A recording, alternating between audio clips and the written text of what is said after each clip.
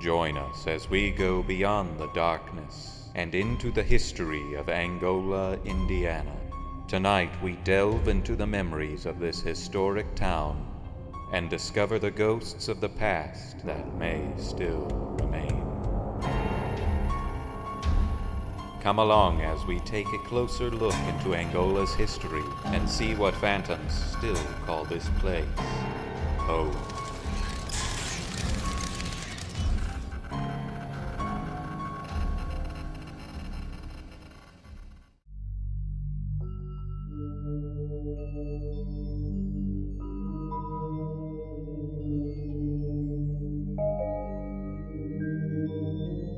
Here we are on this chilly autumn day in the beautiful town of Angola with the courthouse right behind me. I love this town. I love the courthouse and I love the stories that go with it. This courthouse was built in 1868. It was built and styled after the famous Boston Faneuil Hall. Oh, this courthouse.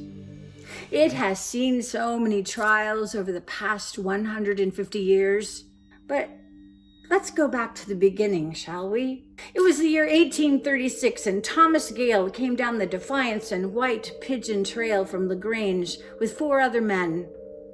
Coming down the trail, he kept going until he found the village of Steuben. He loved the area, and he hooked up with Cornelius Gilmore.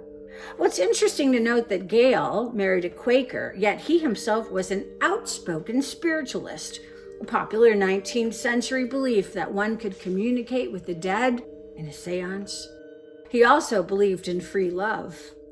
That is one reason he came here to this area. But soon the town was established and the folks made a plea, let's make Angola be a boom town.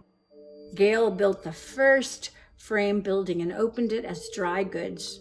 Then a saloon followed, then a dressmaking shop, and then another saloon. The dream was coming true. By 1885, Angola had more than 40 businesses, and the railroad came in 1870. Well, that brought more progress. On the political front, Gale was a staunch abolitionist. His passion for freedom was so great that he helped the anti-slavery movement. He opened his door to religious organizations. Everyone could share their thoughts, and then he in turn could share his. This courthouse, it has been home to many trials, most of which I cannot speak. As for ghost stories, some folks say late at night you can hear the voices of prisoners next door, clanging in the jailhouse. Or you can hear them walking from the jail to the courthouse for sentencing. And the rumors fly that if you live on Gale Street, or Martha Street, or Gilmore Street, or Elizabeth Street, you can hear the sound of hoofbeats galloping down the road, or footsteps skittering through the leaves on the wooden sidewalks on their way to the meeting house, or over to Gale's house. Or maybe on these dark autumn nights, the velvet drapes will close, and you too could call the dead. Just maybe.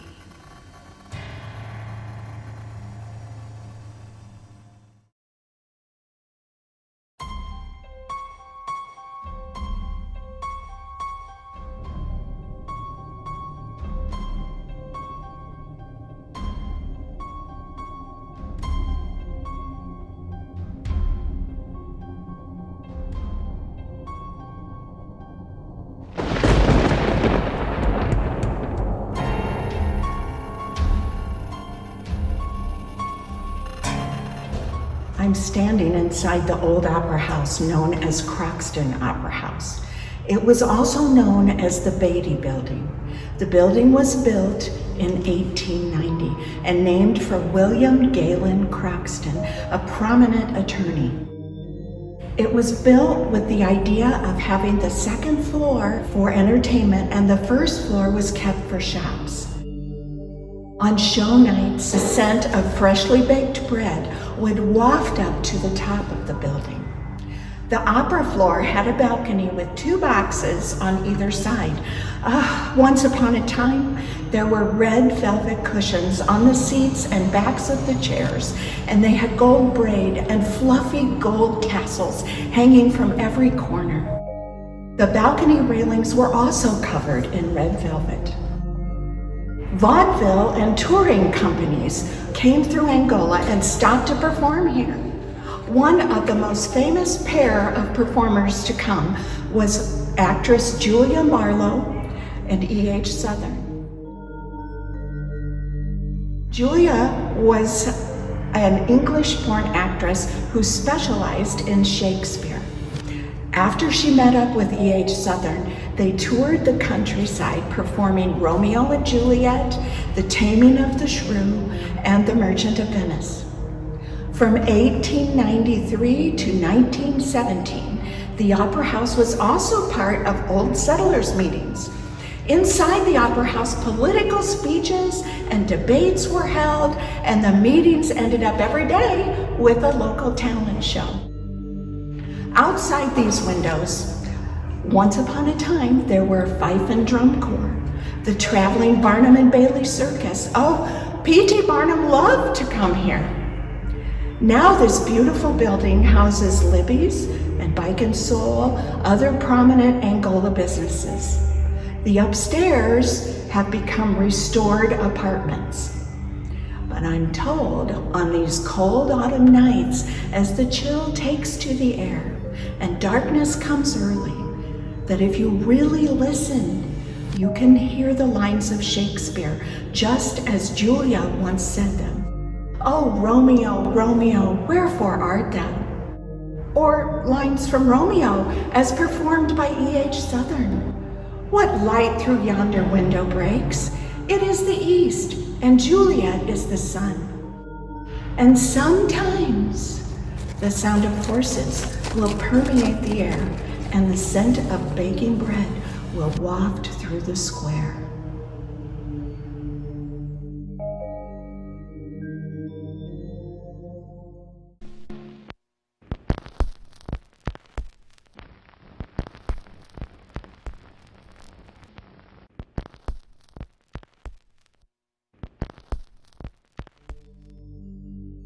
I so love coming to the movies at the Broca.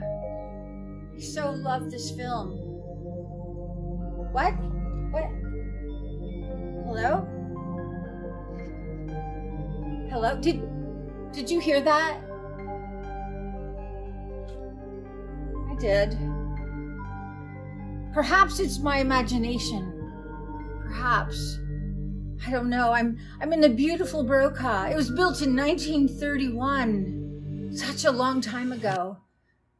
It was built by Joe Broca, who was the manager of the Croxton Opera House. He wanted to have a better experience. Motion pictures, think of it. Moving pictures, no more vaudeville. He hired the company, Strauss Company, out of Fort Wayne. They also built the embassy. Look around, you can tell. Art Deco everywhere you look. And the echoes of the folks from long ago, 1931. The first week it opened, the Herald-Republican said, "Something new is coming to our town, something brand new, everybody come." The theater was one at that time. 600 seats, one screen. Think about packed house, 600 people here cheering and booing and watching film clips, war clips when the war came along, Disney films for children. Even on Saturday, it was only 10 cents to come, 10 cents to spend the day. And parents in this small town of Angola gave their children a dime and said, "Go to the movies and spend the day." It was cheaper than heating the house with coal. They could take the coal out of the furnace for one day, send the children to the movies, and not heat the house. The movies were for everyone, for lots of reasons. This beautiful theater. The very first film was The Smiling Lieutenant, sold out, 600 tickets. Especially Christmas Day. Everyone in town was here on Christmas Day. They say the lines went all the way around. But at night, late, when it's quiet, when everyone's gone, when the popcorn has been swished away, when the cups are gone and the seats put up, That's when you hear it. The sound of those who came before us long ago. Perhaps a Halloween party laughing in, coming in to see early Frankenstein on the film. Dressed in masks, long dresses, perhaps children's voices laughing from a Disney film, perhaps weeping over the war films. Maybe we don't know about that. But someone does know about that. Why take it all from me? Dave is the manager here, and he will tell you what he sees at night. There have been times where I've been upstairs in the office at the theater, and I will hear little kids' voices and laughter. And so I will rush down the steps to see what's going on, and there are no little kids there, not in the theaters, not in the bathrooms, not anywhere to be found. So I guess I'm happy that they're, happy ghosts and mischievous ghosts, because I would definitely not want to be caught up in the alternative.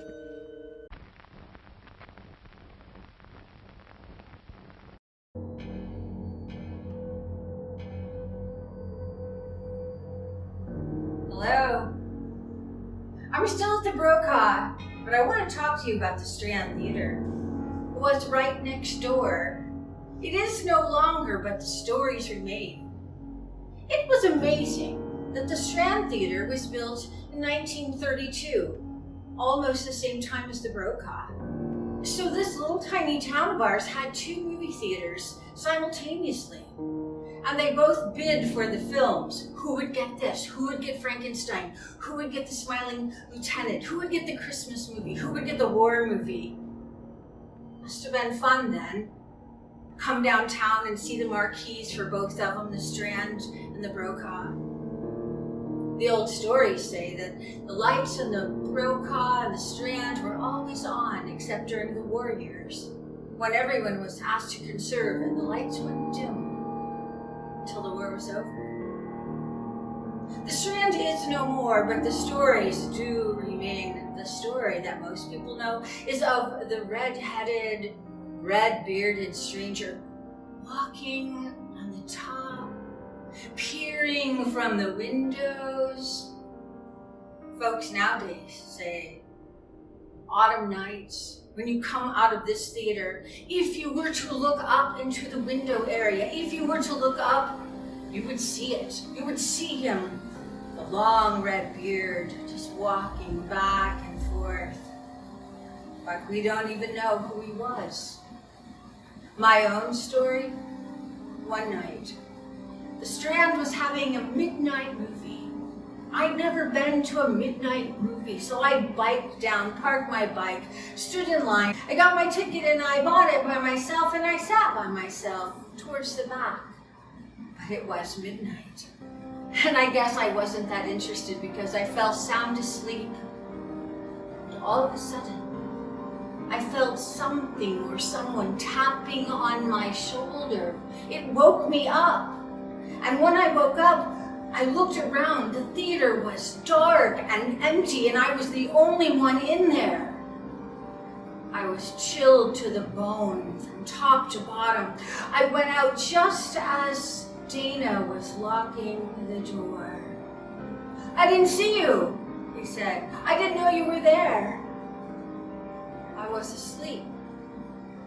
"Did you tap me on the shoulder?" I asked him. No, he did not. As I meandered home through the dark on my bike, I thought about that. If it wasn't Dana tapping me on the shoulder, who was it?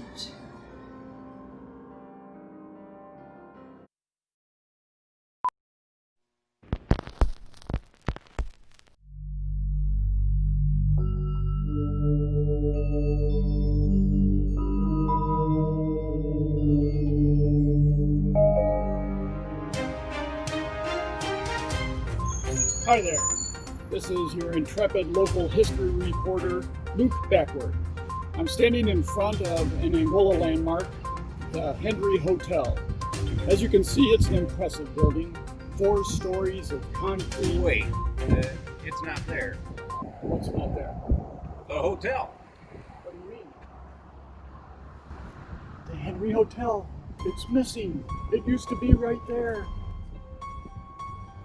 But it's gone. How could something that big just disappear? This is no longer a report on a living building. It is a search for the ghost of the building. This piece of land has several ghosts. It is where Judge Thomas Gale, one of the founders of Angola, built the very first frame house in Steuben County. Lewis A. Henry, in 1887, built his namesake hotel. The grand opening was held Monday, January 2nd, 1888, and over 300 guests enjoyed a sumptuous repast. Rising 4 stories, the hotel had 50 rooms for guests, an elevator, and all the modern improvements. With its unique architecture, including a tower for an observatory, the hotel instantly became an Angola landmark. The Hendry Hotel quickly became a hub around which Angola's business, civic, and entertainment activities revolved. Yes, the Hendry Hotel played an outside role in Angola's cityscape and the lives of its residents. Then, on Sunday, March 3rd, 1968, all of that came crashing down. That's the day an electrical short started a fire. The 81-year-old building was past its prime. It barely operated as a hotel, but a dozen of the rooms were being rented as apartments. Angola firefighters arrived first, but other area departments were soon called for help. Reportedly, smoke from the fire could be seen 20 miles. Many Angola residents had a close-up view. A crowd of people headed home from Sunday church services gathered to watch the drama. About 75 firefighters battled the blaze. Flames soared, and the firefighters were driven back. As a safety measure, the remaining weakened walls were brought down by a wrecking ball. And so, the Hendry Hotel no longer towers over downtown Angola. It no longer casts a shadow over the commercial and entertainment activities of the city, and yet its ghost remains.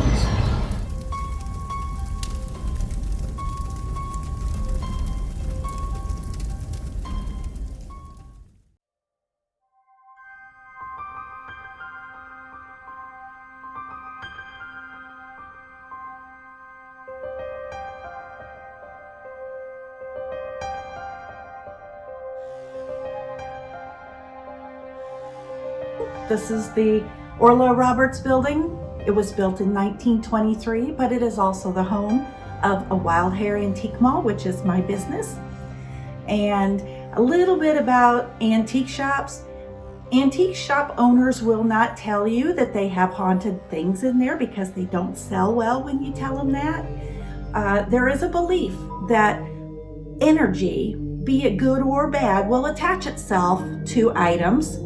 And then you end up with poltergeists and you have dishes rattling. And I had dishes rattling in here at 6:30 on Monday morning, and it's a little disconcerting. So be careful what you buy because you never know if you're taking someone home with you. The building was built in 1923 to be an automobile dealership and stoves and furniture. It is built in a Belfast truss, which means if you look at it from the outside, it's got a domed roof, so it kind of looks like a ship turned upside down. Shortly after we moved into this building, the salon moved in. The attic for the building is on that side, and she took some things up to store it.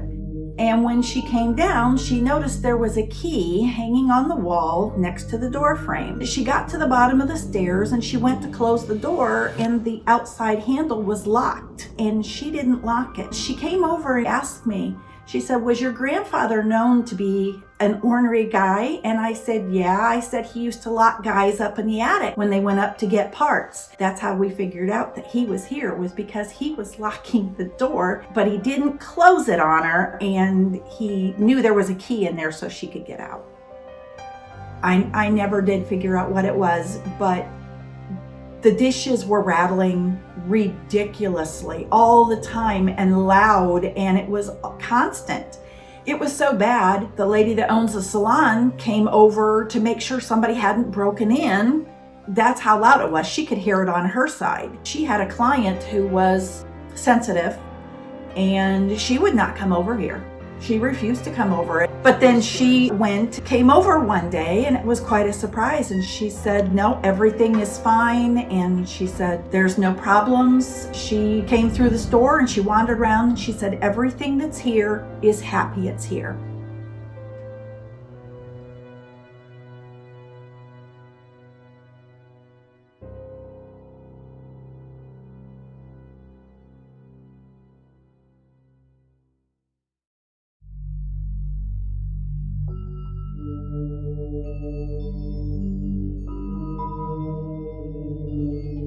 Currently, we're located in the city of Angola's commercial historic downtown district.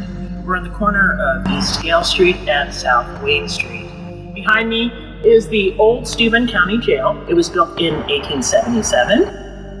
It is Italianate in its architecture. You can see that in its tall, slender windows, its ornate moldings and brackets, which are located just under the eaves. It has a tower, a cupola, and a key-shaped weather vane on top. The sheriff's family lived on the second floor of the building and part of the first floor, except for 2 cells which served as jail cells for women or children. The main jail was located in the back of the building, just underneath where the sheriff and his family lived, and mentally ill prisoners were housed in the basement. As with many old buildings, their stories get lost, whether they're misplaced or burned by fire. This building is no different. One of the lingering stories that exists is that John Dillinger, the notorious gangster, briefly had a stint here in this county jail. Sometimes, if you look closely, you may see shadows passing the windows. Is it a sheriff? Is it a prisoner? We may never know.